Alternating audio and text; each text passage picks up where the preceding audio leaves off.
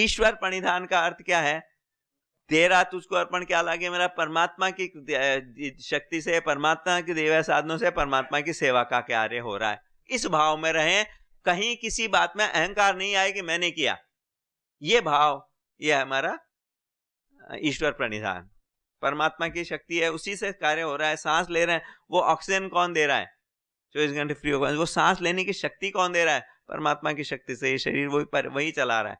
इस भाव में रहना, कहीं पर भी किसी भी कार्य में मैं न आए कि मैंने किया, भाव न आए, यह है ईश्वर प्रणिधान, परमात्मा के प्रति पूरी समर्पण की भावना। आसन प्राणायाम, आसन का अर्थ है स्थिर सुखम आसनम। अभी आप जो स्थिरता से बैठे हुए हैं, ये आसन हो रहा है। कोई ऐसा नहीं कोई शीर्षासन ही आसन है, या जो आप सुखासन में बैठे हैं वो भी आसन है। तो स्थिरता से बैठने का अभ्यास हो, कोशिश करेंगे थोड़े समय में हो जाएगा अभ्यास। कम से कम एक आसन में 1 घंटा तो हम बैठ पाए, ये अभ्यास होना चाहिए।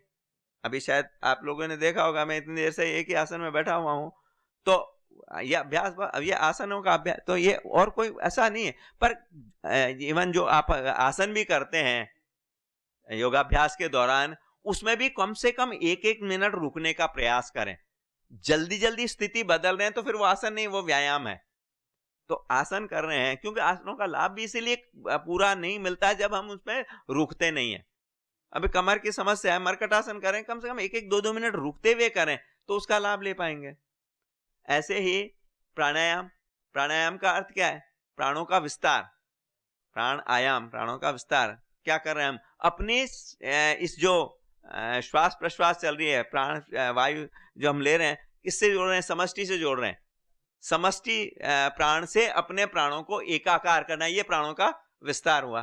वास्तव में प्राणायाम का अर्थ तो यही है। तो इस दृष्टि से हम को करेंगे, मन को पूरी तरह से जोड़ते हुए करेंगे तो उसका लाभ, मतलब शारीरिक क्रिया से कहीं अधिक महत्वपूर्ण है मानसिक क्रिया। तो जब आप कपालभाति कर रहे हैं, पेट हिल रहा है और क्या चल रहा है, कोई फायदा नहीं है उसका। मन से करें, जहां आपको समस्या, उस अंग पर ध्यान केंद्रित करते हुए करें, पॉजिटिव विजुअलाइजेशन के साथ करें, तो उसका प्रभाव बहुत ज्यादा होगा। तो प्राणायाम सही ढंग से करेंगे तो उसका पूरा लाभ ले पाएंगे। इसी तरह से प्रत्याहार का अर्थ क्या है?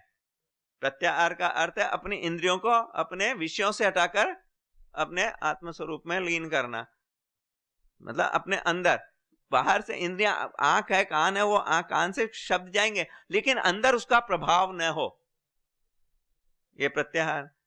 उसके शब्द के अर्थ के साथ हम न जुड़े तो हमारा प्रत्याहार हो रहा है।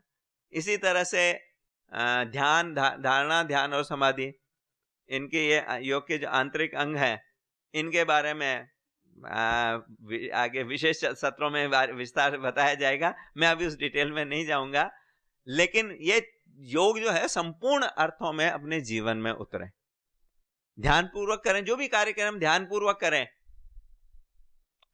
अंतिम लक्ष्य तो समाधि अवस्था, जब हम निर्विचार स्थिति में अपने पूरी तरह से, जब कर्ता और क्रिया दोनों ही विलीन हो जाए, वो स्थिति पहुंचने, जो त्रिपुटी है वो समाप्त हो जाए, वो समाधि की अवस्था। लेकिन उसके लिए हम कम से पहले ध्यान पूर्वक जो भी कार्य करें पूरे सजगता के साथ ध्यान पूर्वक करने का अभ्यास करें।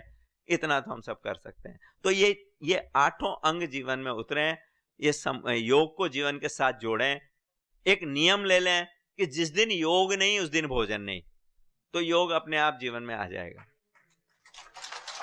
तो ये संपूर्ण स्वास्थ्य को प्राप्त करने के लिए, प्राकृतिक चिकित्सा को समझने के लिए और योग को समझने के लिए इनको जीवन में अपनाएं। हम ये जो चीजें बात कर रहे हैं वो जीवन में उतारे हैं। और अगर कभी कोई किसी वजह से शरीर में समस्या भी आ गई है तो उसको ठीक करने के लिए हम प्राकृतिक चिकित्सा के उपायों का प्रयोग करें, जिसमें किसी भी तरह की कोई हानिकारक औषधि का प्रयोग नहीं किया जाता है। या जहां बहुत गंभीर स्थिति है तो आयुर्वेद की दवाओं का हम प्रयोग करें जो कि निरापद है। योग के द्वारा परम पूज्य स्वामी जी कहते हैं असाध्य से असाध्य रोगों को ठीक किया जा सकता है। और प्रत्यक्ष हमने देखे हैं, स्टेज 4 के कैंसर भी ठीक होते हुए देखे हैं। तो वो सारी चीजें हो सकती है, बशर्ते कि हम उसमें पूर्ण विश्वास के साथ, पूर्ण श्रद्धा के साथ, पूर्ण समर्पण के साथ कार्य करें। तो आज के सत्र के लिए इतना ही। अब किसी के कोई प्रश्न हो इस संबंध में तो आपके प्रश्नों का उसमें स्वागत है। उसके संबंध में यहाँ एक एक करके पूछेंगे तो अच्छा रहेगा। कौन सी डॉक्टर के नाम पे है? डॉक्टर का नाम क्या है? Doctor मसारू इमोटो, MASARU EMOTO, मसारू इमोटो। Water memory, अगर आप YouTube पर सर्च करेंगे वाटर मेमोरी डॉक्टर मसारू इमोटो तो आपको मिल जाएंगे उनके वीडियोस। ओम। इस प्रकृति में हम ऑक्सीजन लेते हैं। क्या लेते हैं? ऑक्सीजन। जी जी। और इस प्रकृति में oxygen, nitrogen, carbon, helium, lithium बहुत सा गैस है। जी जी। तो हम ऑक्सीजन लेते हैं, उसके साथ दूसरा गैस जाता है? बिल्कुल जा रहा है। नाइट्रोजन 78% तो नाइट्रोजन है, वो जा रही है, वो वापस आ जाती है उसके साथ। जो 21% ऑक्सीजन हम ले रहे हैं उसमें से भी लगभग 16% वापस बाहर निकल रही है। मात्र 5% ही हम एब्जॉर्ब कर रहे हैं, लेकिन कार्बन डाइऑक्साइड भी तो बाहर निकाल रहे हैं। वो उसका मुख्य जो है वो ऑक्सीजन तो लेना है ही है, क्योंकि ऑक्सीजन से ही शरीर हमारा एक एक कोशिका ऑक्सीजन की प्रेजेंस में ही काम कर रही है। लेकिन उसके साथ जो अपशिष्ट है कार्बन डाइऑक्साइड के रूप में, उसको बाहर निकालने का भी काम कर रहे हैं। तो वो 4% वो निकाल रहे हैं बाहर। निकालने का कौन सा क्या उसका बाहर निकालने का? फेफड़ों के माध्यम से तो निकल रही है कार्बन डाइऑक्साइड के रूप में। फिर बाकी जो चारों अंग बताए ना, पेशाब, पाखाना और पसीना, ये चारों अंग हमारे सक्रिय रहें, इनको सक्रिय रखने का हम प्रयास करें। उनको सक्रिय रखने के लिए क्या करना है? सबसे पहला प्रश्वास, सांस को सक्रिय रखने के लिए हर समय लंबा गहरा श्वास लेने की आदत बनाए। पेशाब अच्छी तरह से आए उसके लिए पानी पर्याप्त मात्रा में, पानी या लिक्विड्स पर्याप्त मात्रा में लें, 2 से 2.5 लीटर सर्दी में, गर्मी में 3 से 4 लीटर पानी या लिक्विड्स का हम प्रयोग करें अपने रोजाना। शौच के माध्यम से गंदगी अच्छी तरह निकले, कब्ज न रहे, उसके लिए फाइबर डाइट, जो मैंने भाई बताया आहार में क्या खाएं वो चीजें लेंगे, पेट हमारा साफ रहेगा, शौच के माध्यम से गंदगी अच्छी तरह निकलेगी। और चौथा पसीना, त्वचा के माध्यम से पर्याप्त शारीरिक श्रम के द्वारा। पूज्य स्वामी जी कहते हैं ना, रोजाना 1 स्नान स्वेद स्नान। इतना शारीरिक श्रम अवश्य करें कि सर्दी में भी पसीने आ जाएं, गर्मी में तो पसीने से नहा ही लें, तो वो त्वचा से गंदगी निकल जाएगी सारी हमारी। बाकी फिर त्वचा से गंदगी निकालने के लिए हम और प्रयास करते हैं, जैसे भाप स्नान करते हैं, हॉट फुट बाथ करते हैं, उनके द्वारा वो धूप में बैठकर पसीने निकालते हैं, तो वो त्वचा से वो अतिरिक्त गंदगी को निकालने का हम प्रयास कर लेते हैं। जब हम एक्सरसाइज करते हैं पसीना आता है, लेकिन उसके बाद हम नहाते हैं, तब फिर नहाते समय वो पानी भीतर जाता है। पानी से सफाई क्या होना है ना, जो पसीना आया वो गंदगी निकली, उसको साफ कर लिया पसीने, वो पानी से वो सफाई हो गई। नहीं, अंदर तो त्वचा तो जब तेल को एब्जॉर्ब कर रही है तो पानी को क्यों नहीं एब्जॉर्ब करती है? नमी तो रहनी चाहिए त्वचा में, तो नमी रहती है, लेकिन इतना एब्जॉर्ब नहीं होता है कि उससे हमारे जो पीने की पानी की कमी पूर्ति हो जाए, वो नहीं हो सकता है। वो तो आपको मुंह से ही ग्रहण करना पड़ेगा। त्वचा से थोड़ा सा पानी एब्जॉर्ब होता है। अब मालिश करते हो, तेल लगाते हो, तेल भी एब्जॉर्ब होता है। जब त्वचा से वो टॉक्सिन से एब्जॉर्ब हो रहे हैं तो पानी क्यों नहीं एब्जॉर्ब होगा? लेकिन इतनी मात्रा में नहीं होगा कि उससे हमारे दिन भर की पानी की पूर्ति हो जाए, वो नहीं। हाँ जी, आप पूछे कहते थे। जी जी।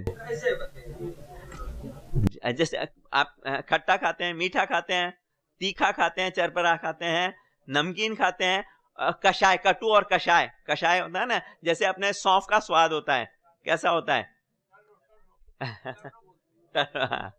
ये 8 अच्छा रस।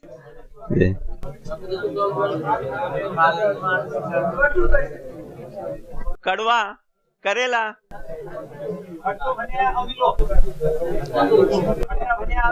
खट्टा हो गया, मीठा, खट्टा, चरपरा, तीखा, चरपरा। हाँ।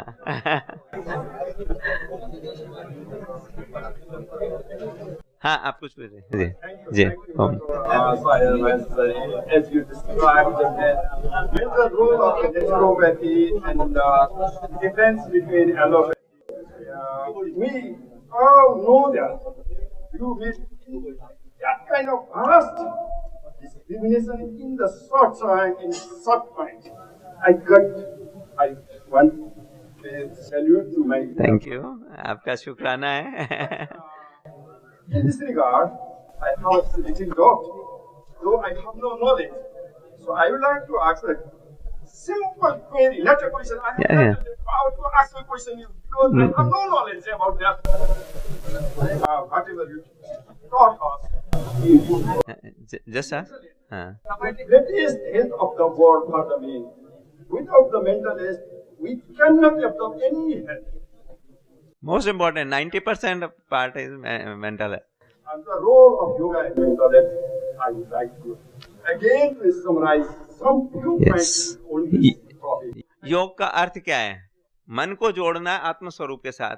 जब हम अपने उस आत्म स्वरूप में रहेंगे, मन को वर्तमान में रखने का अभ्यास करेंगे, मन को वर्तमान में रखने का, तो व्यर्थ के विचारों से हम बाहर आएंगे। हमारी समस्याओं का कारण क्या? हम अपने विचारों को चेक करें। हमारे विचार किस दिशा में चलते हैं? या तो भूतकाल के बारे में, या भविष्य काल के बारे में, या दूसरों के बारे में। और मजे की बात है, इन तीनों पर हमारा नियंत्रण नहीं है। तो जब तक हम ये इनके बारे में विचार कर रहे हैं, हम कहीं ना कहीं नकारात्मकता पैदा कर रहे हैं, बीमारियों का। योग का अर्थ क्या है? मन को वर्तमान में रखने का अभ्यास। तो जिस समय जो कार्य करें उसमें ध्यान है, तो व्यर्थ के विचारों से बच गए और किसके साथ जुड़ गए? अपने साथ जुड़ गए। हम हर समय जब आत्म स्वरूप के चिंतन में है, मैं स्वस्थ प्रसन्न आत्मा हूं, ये शरीर भी बिल्कुल स्वस्थ है, सामने कौन है? वो भी आत्मा है। जब ये विचार हमारे चलेंगे, योग यही तो है, अपने को मन को वर्तमान में रखते हुए अपने आत्म स्वरूप के साथ जुड़ना। तो जब इन विचारों में रहेंगे तो वो सकारात्मक विचारों के द्वारा सकारात्मक कोशिकाओं, स्वस्थ कोशिकाओं का निर्माण होगा। जैसे अभी बताया मैंने, 1 मिनट में हमारे 25 से 30 करोड़ पुराने सेल्स नष्ट हो रहे हैं, नए पैदा हो रहे हैं। 6 से 9 महीने में पूरा शरीर बदल जाता है। तो अब जिस समय हम सकारात्मक चिंतन में हैं, स्वस्थ कोशिकाओं का निर्माण कर रहे हैं। तो अब जब हम योग कर रहे हैं, योग के समय, योग के द्वारा हम अपने मन को सकारात्मक बनाने का कार्य कर रहे हैं, तो स्वस्थ कोशिकाओं का निर्माण करे जा रहे हैं। तो सारी स्वस्थ कोशिकाएं पैदा हो जाएंगी, बीमार कोशिकाएं कोई रहेगी नहीं। योग वास्तव में हमारे प्राणमय कोश को ठीक करके इस अन्नमय कोश को ठीक करने का काम कर रहा है। बीमारियों का उद्गम कहां हो रहा है? मनोमय कोश में हो रहा है। हमारे जो 5 कोश हैं, अन्नमय, प्राणमय, मनोमय, विज्ञानमय, आनंदमय, तो आनंदमय कोश में, विज्ञानमय कोश में कोई बीमारी नहीं है। बीमारी का उद्गम कहां हो रहा है? मनोमय कोश में। हमारे विचारों का असर क्या होता है? आप देखिए, क्रोध का विचार करते हैं, हमारे सांसें बदल जाती हैं, प्राणमय कोश पर उसका असर होता है। वो प्राणमय कोश मूर्त है, मनोमय कोश तो अमूर्त है, उसका कोई रूप नहीं है। लेकिन प्राणमय कोश हमारा मूर्त है। वो मूर्त जो है प्राणमय कोश, उसमें बिल्कुल जैसे ये शरीर है वैसे ही उसमें भी अंग है। अब वहां पर जहां जहां जिन अंगों में जो परिवर्तन हो रहा है, वैसा वैसा परिवर्तन, वो मतलब वो यूं समझ लीजिए, वो सांचा है, प्राणमय कोश सांचा है, जिस पर ये अन्नमय कोश रूपी ढांचा बना हुआ है। तो वो जैसा सांचा होगा वैसा ही तो ढांचा होगा। तो जैसे जैसे परिवर्तन उसमें होगा, अगर सकारात्मक परिवर्तन हो रहा है तो ये अन्नमय कोश में भी वैसा ही सकारात्मक परिवर्तन होने लगेगा। अगर वहां पर कोई नकारात्मक परिवर्तन हो रहा है तो उसका प्रभाव शरीर पर। तो मतलब अगर हम प्राणमय कोश के स्तर पर ही कार्य करके वहां पर ही बीमारी को ठीक कर लें, तो अन्नमय कोश में बीमारी आएगी ही नहीं।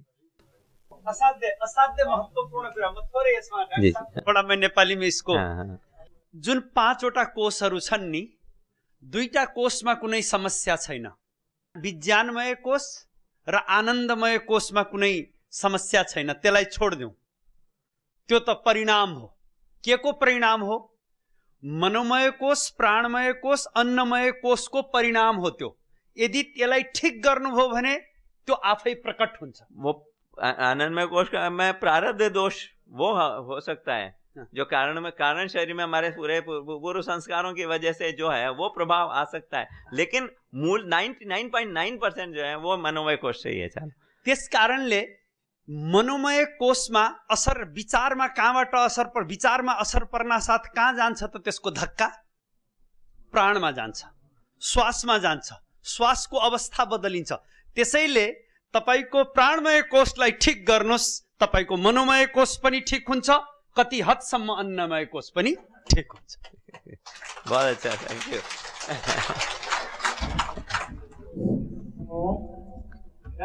जी, ब्लड में क्रिएटिनिन कम करने के लिए और हेमोग्लोबिन बढ़ाने के लिए क्या करना है? देखिए, अपने किडनीज के ऊपर प्रभाव हो रहा है। उसकी वजह से ये स्थिति आती है कि क्योंकि जो किडनी हमारी है वहां से एक इरिथ्रोपोइटिन नामक हार्मोन सीक्रेट होता है जो रक्त के निर्माण में सहयोगी होता है। तो ये जब किडनी हमारी काम नहीं कर रही है, फिल्ट्रेशन का काम पूरा नहीं कर रही है, तो उसका असर होता है क्रिएटिनिन बढ़ने पर।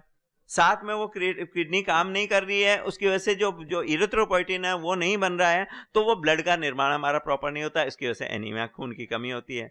तो किडनी को ठीक कर लेंगे तो ये दोनों ही समस्याएं का समाधान हो जाएगा, लेकिन उसके लिए हर स्तर पर प्रयास करना पड़ेगा। तो सबसे पहला तो इसी स्तर पर कि अंदर जो बैठ गया है कि साहब ये तो किडनी डैमेज हो गई है और अब तो डायलिसिस ट्रांसप्लांट के अलावा कोई विकल्प नहीं है, इस धारणा से बाहर आने की जरूरत है। जब इससे, जैसे मैंने बताया, हर अंग परिवर्तित हो रहा है, 6 से 9 महीने में पूरा शरीर बदल जाता है। अब अगर सारी बीमार कोशिकाओं के स्थान पर, किडनी की जितनी बीमार कोशिकाएं उनके स्थान पर सारी स्वस्थ कोशिकाएं आ जाएं, तो वो किडनी पूरी तरह स्वस्थ होकर अपना कार्य सही ढंग से करने लग जाएगी, बीमारी रहेगी नहीं। तो बिलीफ सिस्टम में पहला सबसे महत्वपूर्ण बात है, बिलीफ सिस्टम में ये बात बैठाना जरूरी है कि क्योर इज 100% पॉसिबल। जब शरीर बदल रहा है, एक एक कोशिका बदल रही है, तो ये पूरी बीमार कोशिकाएं बदल के उनके स्थान पर सारी स्वस्थ कोशिकाएं आ जाएंगी, बीमारी ठीक हो जाएगी। ये अंदर अच्छी तरह हमारे दृढ़ विश्वास बैठ जाए, क्योंकि वो विचार ही तो सबसे ज्यादा बड़ी बाधा बन रहे हैं। अंडर करंट क्या चल रहा है कि यार बीमारी तो ये तो जिंदगी भर रहेगी। तो इसलिए इस से बाहर आने की जरूरत है। दूसरा, उसके लिए जो प्रयास करना है, योगाभ्यास इसमें बहुत महत्वपूर्ण है। हम योग के द्वारा, अपने प्राणायाम के द्वारा, आसनों के अभ्यास के द्वारा उसको सही करने की दिशा में हम एनर्जी को पिन पॉइंट करके, आप जब प्राणायाम कर रहे हैं, आप कपालभाति कर रहे हैं, पूरा ध्यान अपने किडनीज के ऊपर केंद्रित करें, विजुअलाइज करें कि वो किडनी के फिल्टर्स क्लीन हो गए हैं, बिल्कुल साफ हो गए हैं, वहां से वो रक्त जो छन रहा है उसमें से वो सारा अपशिष्ट अच्छी तरह से निकल रहा है। ये पॉजिटिव विजुअलाइजेशन के साथ आप प्राणायाम करिए। बीमारी को विजुअलाइज नहीं करना है, ये किडनी खराब है फिर ठीक हो जाएगी, नहीं, वो बिल्कुल स्वस्थ है, अपना कार्य सुचारू रूप से कर रही है। ये पॉजिटिव विजुअलाइजेशन के साथ आप प्राणायाम करिए और फिर उसका इफेक्ट देखिए। कम से कम 1 घंटा कपालभाति, 1 घंटा अनुलोम विलोम, सुबह शाम दोनों टाइम करें तो और अच्छा है।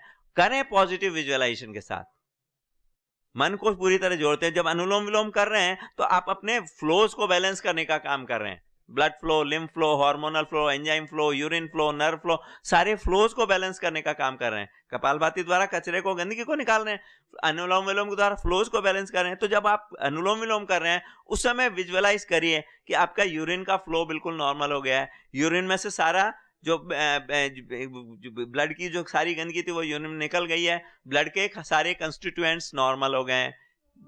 ये विजुअलाइज करते हुए करिए।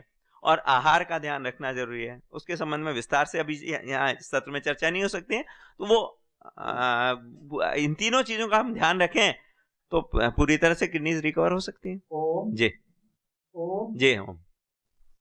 गुरुजी, मेरा प्रश्न है कि जो 6 रस बताए हैं जी, उसको हमारे शरीर पर क्या और कैसे प्रभाव होता है, और 5 तत्व जो है जी, वो हमारे शरीर से कैसे लगाव है, इसके बारे में थोड़ा प्रश्न पाते हैं। हाँ, रसों की बात शायद आगे कुछ सत्रों में हो जाएगी, क्योंकि वो उसके बारे में आयुर्वेद में विस्तार से चर्चा, आयुर्वेद का जब लिया जाएगा उसमें देखिए जो 5 तत्व की हैं वो बात मैं कर लेता हूँ, क्योंकि ये 5 आकाश, वायु, अग्नि, जल और पृथ्वी, ये 5 तत्व ये संतुलित होने चाहिए। इन 5 तत्वों से शरीर बना है, ये पूरा ब्रह्मांड में इन 5 तत्वों से बना है। तो ये 5 तत्वों का असंतुलन ये रोगों का कारण है, और इनको संतुलित अवस्था में रखा जाए ये शरीर को पूरी तरह से स्वस्थ रखने में मदद करेगा।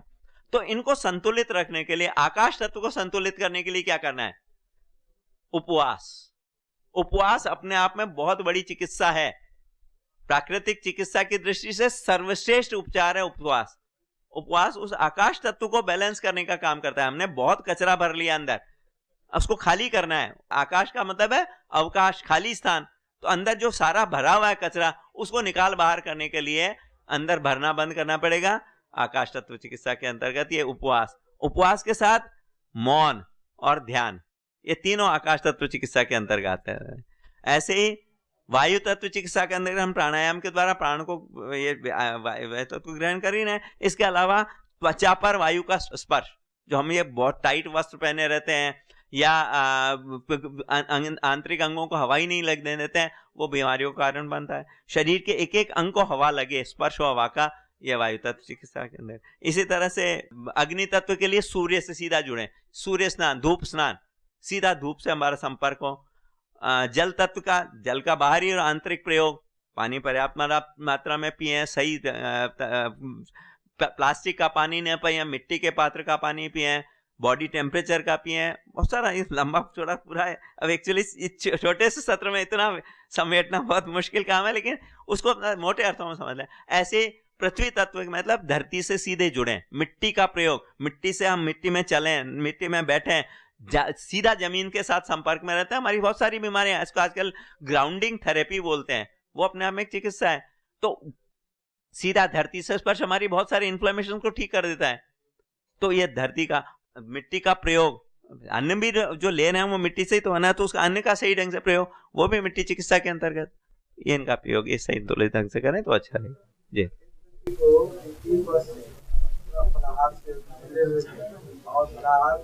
दौरान जो कहानियाँ होगी, यहाँ पर हम ये बात में आए हैं, यहाँ पर राइटिंग जो है ऑपरेशन नहीं करना, तो ऑपरेशन के बाद में जो 5 बार 6 बार 7 बार जो है हो रहा है। सर एक्चुअली थोड़ा सा देखो, इंडिविजुअल जो है ना समस्याएं, इसके बारे में पूछने के बजाय अभी जनरल आप बाद में अलग से बात कर लीजिएगा भले, क्योंकि जनरल जो सबके जिसका लाभ सबको मिले वो बात करेंगे तो ज्यादा अच्छा रहेगा। आप कुछ पूछना चाहिए इसके बारे में, आप अलग से बात कर लीजिएगा जैसे, क्योंकि इससे औरों को कोई कंसर्न नहीं होगा, सबको जिससे लाभ मिले वो चीज पूछेंगे तो अच्छा रहेगा जी। Thank you so much for sharing any information. Actually, I am an Ayurvedic doctor. Practicing Ayurveda since 20 years. So, actually, I have one doubt. Actually, what he says that Amlaki is having 6 rush. He doesn't have 1 rush. It's called as Ravana Rahita third rasa. Amala has got 5 rasa. He doesn't have the Ravana rasa. देखिए, मैंने जो इसके बारे में बहुत ज्यादा विस्तार से मैंने नहीं पढ़ा है, लेकिन मैंने जो पढ़ा है उतने अपने नॉलेज के हिसाब से बताया कि मैंने ऐसा पढ़ा है कि आंवले में 6 रस होते हैं। बाकी हो सकता है आप, चूंकि आप इसके ज्यादा विशेष रूप से ज्ञाता हैं, तो आप ज्यादा जानते होंगे इसके संबंध में। मेरी नॉलेज इस मामले में अधूरी हो सकती है, मैं बिल्कुल मानता हूँ इस चीज में, पर यह है कि मतलब हमारा भोजन संतुलित हो, इतनी बात है कि सारे रसों का उसमें समन्वय हो। अब वो आंवले में है नहीं है, ठीक है ना।